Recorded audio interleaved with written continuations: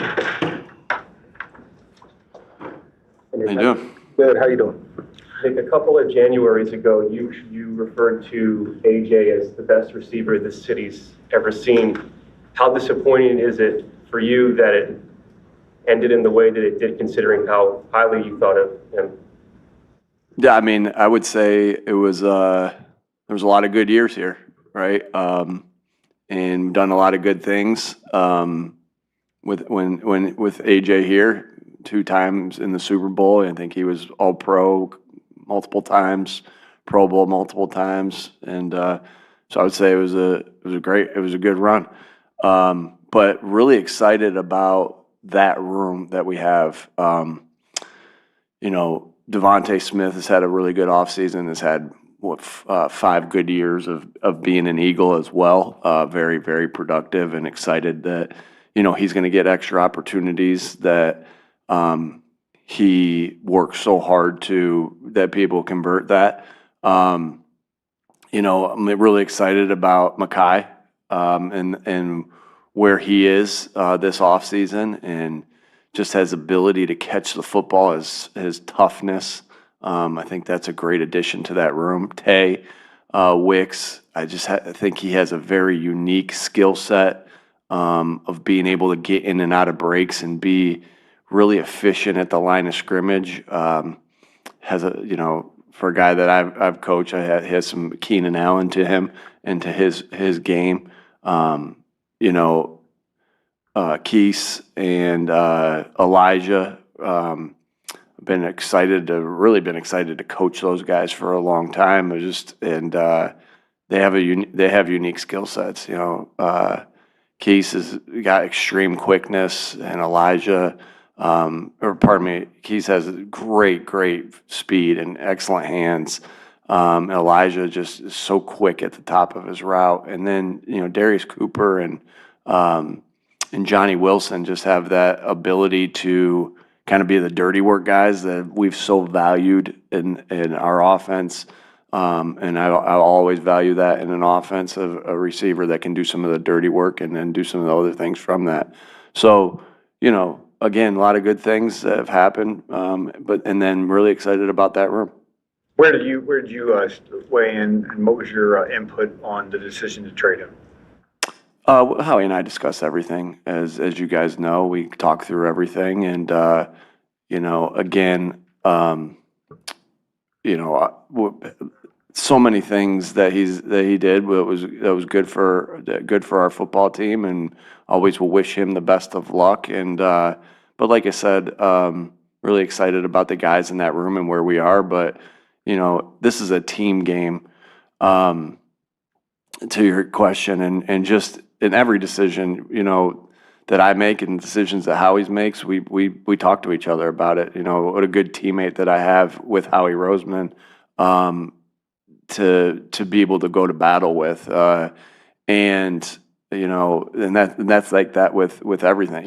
The offensive staff working together to come up with the best plan, the defensive staff working together to come up with the best plan. I think that's what good organizations do, and obviously the Philadelphia Eagles have been a good organization for a very long time, and I'm very grateful and thankful to be a part of that. AJ said in an interview with Maria Taylor that he was comfortable being the one who says uncomfortable conversations with the team and other people. Do you think that's important to have on your roster, and do you feel like that's? I think that we have those conversations very consistently. I think that happens when you have a team that's close. They're able to do that. I mean, you listen to the guys talk when, like I kind of talked about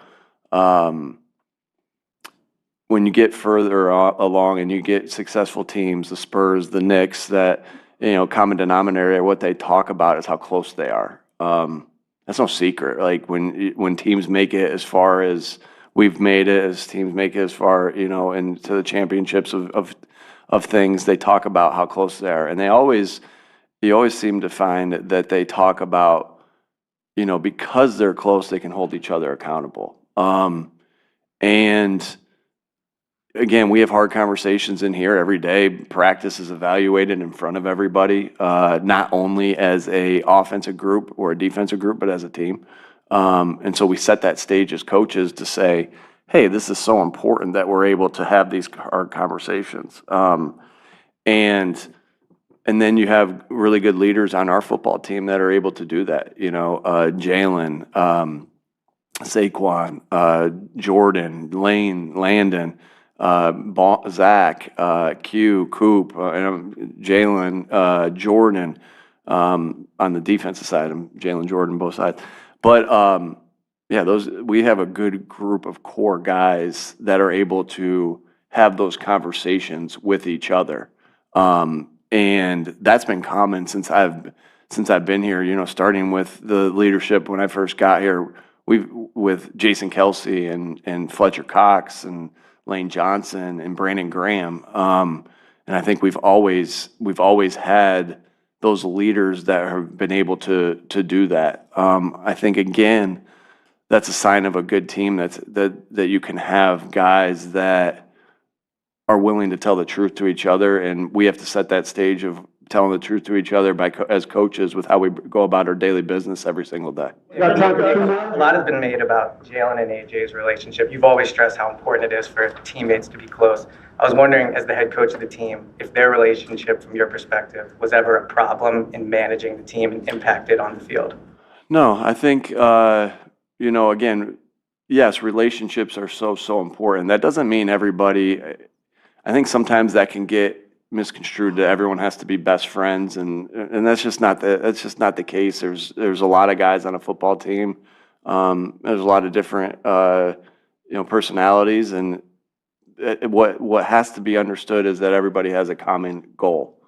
And what also has to be understood is that everybody has a common goal that they need each other to accomplish. Right. And so it's like, yeah, we all want to win. Yeah, we all want to be all pro. Yeah, we all want to be our second, third contract. But you also, in that, need others to help you accomplish those things. And there's no other sport, in my opinion, out there that is more that's more obvious than in football. And so, again, you strive to get to know each other. Like when we talk about coming together as a football team, how do you do that? Well, there's no shortcut in the time that you spend with each other, getting to know each other, getting to know each other, what makes each other tick, why they do it, what they like to do, whatever it may be. You get that through shared hardships.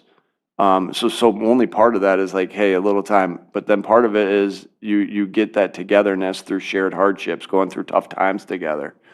And then the other part of that is you get that togetherness from trust that's built from consistently doing what you're supposed to do on a daily basis. Man, I just trust that guy that he's going to do the right things at all times. And so relationships, togetherness, sometimes look in the sense at times of, man, that guy's in, Landon was in Jordan's wedding, or Jordan's in, sometimes it looks like that. And then sometimes it's just, hey, the shared mission of the team. And I think, it can look a lot of different ways, but it is so important that we all understand that we have a shared mission and that we need each other to go about, to get to where we want to go. We need each other. Not in this sport can we do it alone.